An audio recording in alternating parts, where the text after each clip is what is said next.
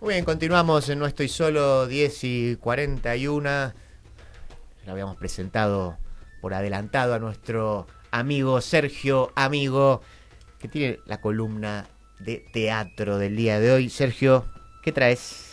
Bueno, esta mañana voy a hablar de triunfos y de derrotas, de vencedores y de vencidos. Ajá.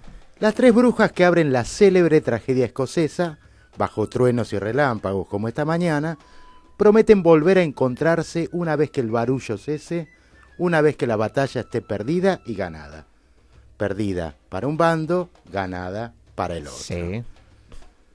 Llevemos nuestra acción 2078 años previos a que el gran William Shakespeare regalara al mundo una de sus más famosas obras, Macbeth, y remontémonos a la Grecia del siglo V a.C. A ver, ¿qué había ahí? Bueno, Atenas verá nacer la obra teatral más antigua que se conserva. ¿Cuál es? Los persas de Esquilo, el primero de los tres grandes trágicos griegos. El teatro es una invención de griegos. Su propio nombre es griego. Y su género más antiguo y más original es la tragedia. Esquilo nació en Atenas hacia el año 525 a.C.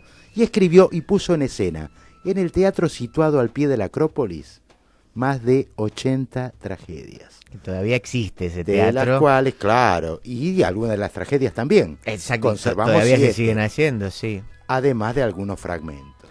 Y al lado de ese teatro está el teatro que hicieron los romanos, que es el teatro de Dioniso. Sí. Exactamente. Sí, sí. Esquilo nos echa luz a aquella gran época. La Atenas de las guerras médicas, de la Liga Marítima, es decir, la alianza entre las islas contra el enemigo persa, la Atenas de la democracia, que también es invento de griegos. La tragedia fue adoptada como una política de Estado. Era un acto público de culto y sobre todo una lección para todo el pueblo.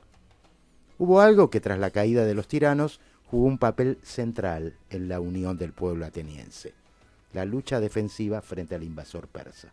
Sí. La pequeña nación griega había tenido la audacia de enviar algunas naves para ayudar a algunos de sus compatriotas en Asia que se habían rebelado contra el gran imperio. Fue la primera guerra médica emprendida por el rey Darío, aquella que vio al propio Esquilo en acción participando en la batalla de Maratón. Ah, ahí en Maratón. Pero hubo una segunda invasión, la de Jerjes, heredero de Darío, vencido en Salamina y Platea. Y no sabemos si Esquilo, en todo caso, la describió en detalle en su obra. Lo que no sabemos es si estuvo, si participó militarmente. Claro. Pero en el detalle que el mensajero de su obra describe esta batalla, bueno, es como si hubiese estado. Demos por hecho que estuvo, o demos por supuesto que estuvo. Mensajero que habrá corrido sus 42 kilómetros. Claro. Sí. Los persas, que se puso en escena en 472 a.C., es una obra dramática, sí, pero también profundamente ideológica. Existe el buen y el mal gobierno, y los dioses castigan la injusticia de los gobernantes desmesurados, que cometen ibris. Tienen ahí Nelson Castro. El primer fundador de la flamante democracia ya había escrito sobre la repercusión social de la injusticia. La acción desviada de un gobierno reverbera en toda la polis. Pues bien, estas ideas son las que desarrolla Esquilo en los persas. Un rey tirano, Jerjes, que empuja a un enorme ejército a conquistar a un pueblo libre, es derrotado. Y eso porque su poder sin límites y su agresión no provocada va en contra de la justicia. Uh-huh. Los dioses protegen a la justicia y por lo tanto a los griegos. Claro. Atenas vence, Jerjes huye derrotado y nosotros, espectadores, presenciamos su angustia. Claro, porque a ver, un elemento central de la tragedia griega es el momento de la catarsis. Claro, la Sí. identificación con Claro. el público, la catarsis funciona como una especie de purga. Claro. Y nunca tiene que ser una catarsis obscena, digamos. No se podía mostrar una muerte en escena. Siempre la conocíamos como espectadores, mediada o por el coro o por el mensajero. Claro, claro. Eso parece que una catarsis sobria, digamos, si querés. Claro, Esquilo mismo transgrede esta norma en una de sus obras, Las Erinies, porque muestra estos monstruos subterráneos, y se cuenta que muchas mujeres embarazadas en el público abortaban espontáneamente del susto y todo esto. Sí. Así que él mismo tiene que pagar una multa, pobre Esquilo, Ajá. porque transgrede las propias reglas de la tragedia. Sí. Y otra cosa, los griegos vencedores no aparecen, quedan fuera de escena en los persas, en esta tragedia. Ajá, ¿por qué? Porque lo trágico aquí estaba del lado del perdedor. Y por una vez, el tema de la tragedia no trataba de héroes ni de sucesos del pasado. La grandeza del hoy incorporaba a ese presente a la gran categoría de mito. Como una obra documental, testimonial. Claro. ¿Mm? Pero la tragedia no fue inventada para celebrar triunfos, sino para ilustrar el apogeo y la caída de los grandes. El coro canta: Zeus ha destruido el poder orgulloso de los persas. Es la derrota del gran imperio la que se escenifica a través de Atosa, la madre del vencido, y el espíritu de su padre Darío el Grande, evocado de los lugares infernales para que explique los sucesos desgraciados con su sabiduría superior y su experiencia.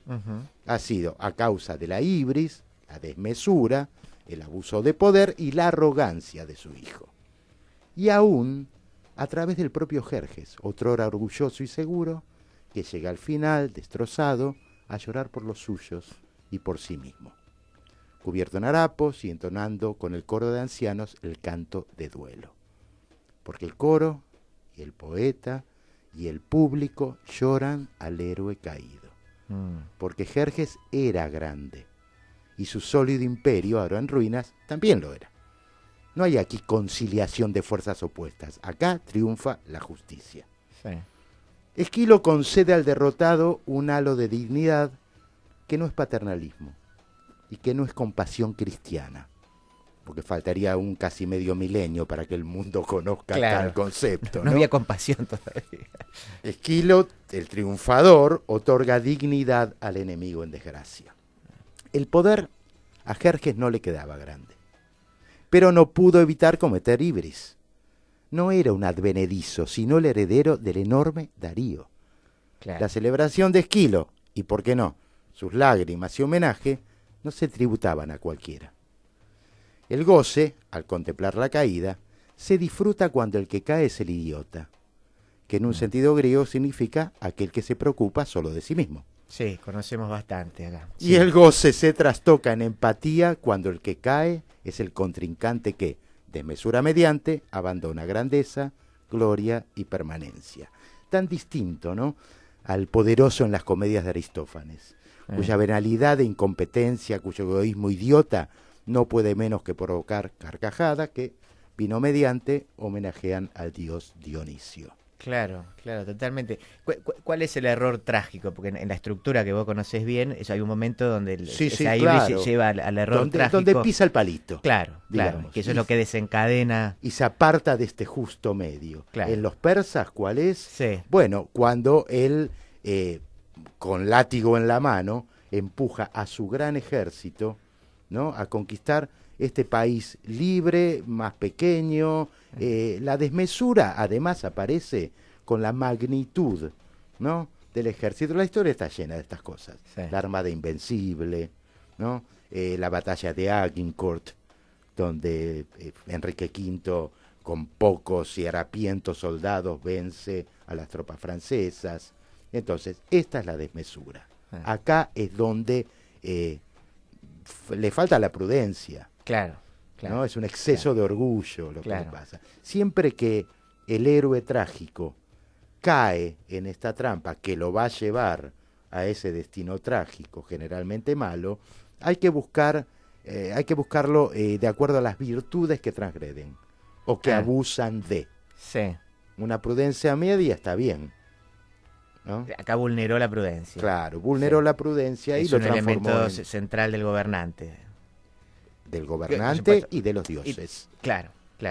O sea que yo nunca vi la puesta en escena de los persas. Yo tampoco, lamentablemente no vemos muchas versiones. Es mi obra favorita de Esquilo. Claro, yo te iba a decir, lo estaba diciendo, no recordaba en Argentina, o en Buenos Aires por lo menos, de una puesta... No, que yo sepa tampoco.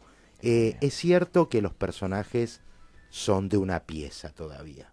Estábamos aprendiendo qué era el teatro. Claro, claro. Pero fíjate que entre esta obra, 500 años antes de Jesucristo, y cualquier obra de teatro de hoy, no hay tanta diferencia. No. Es lo mismo. ¿No? Cuando dicen, bueno, el teatro está en decadencia, va a desaparecer por la tecnología. La verdad que no creo. Y Sergio, de los clásicos trágicos, ¿cuál recomendarías vos? ¿O cuál obra de alguno de ellos recomendarías vos? Quizás incluso también para ver cuál es la estructura de la tragedia. Bueno, ¿cuál te gusta más a vos? A mí Esquilo me encanta. Sí. Y los persas particularmente. Ahora, la obra de teatro más perfecta jamás escrita es el Edipo Rey de Sófocles.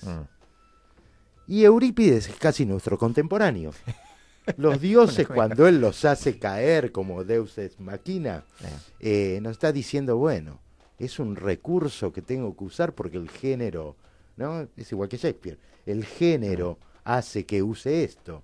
En realidad no quiero. En realidad las explicaciones de por qué llevan al héroe trágico a ese destino no está en la decisión de los dioses, ¿no? Está en errores humanos, es más psicológico, si querés, no me gusta la palabra, pero va más por ahí. Es una mezcla entre esta épica trágica y el teatro más realista contemporáneo. Claro. Sergio Amigo hizo su columna, que es un honor tenerla aquí. Vamos entonces ahora a una breve tanda y ya seguimos con No Estoy Solo. No estoy solo. Un tipo en hojotas corriendo hacia atrás.